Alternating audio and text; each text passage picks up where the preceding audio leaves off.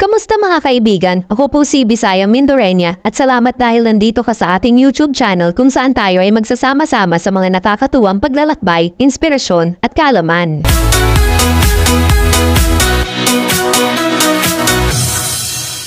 Sa aming nakaraang paglalakbay, hindi namin mapigil ang mapahanga sa kagandahan ng lugar at sa lawak ng kalsada na aming dinaraanan. Ang liwanag na bumabalot sa paligid ay nagbibigay ng kakaibang ganda sa bawat sulok ng aming paglalakbay. Ito ay isang pagtuklas ng kamanghamanghang tanawin at kapaligiran na nagbibigay saya at inspirasyon sa aming puso at isipan.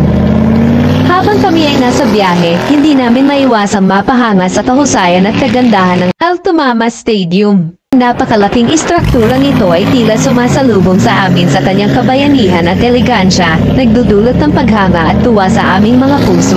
Ito ay isang patunay ng galing at husay ng arkitektura sa gitna ng aming paglalakbay na nagbibigay ng bagong kulay at sigla sa aming karanasan.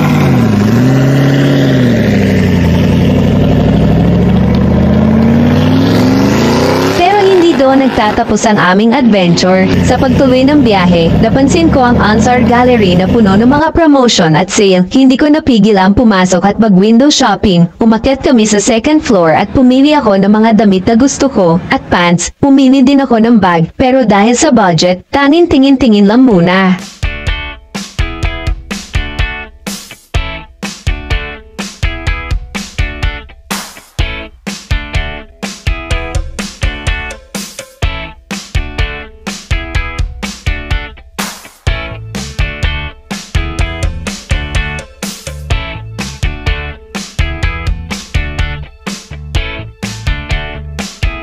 Nang umakyat kami sa third floor, doon ko nakita ang ating mga pangarap, isang magandang dining table at sala set ay sana all na lang sa ganda, at napansin ko rin ang mga bisikleta at gamit sa gym na nakakapukaw ng interes.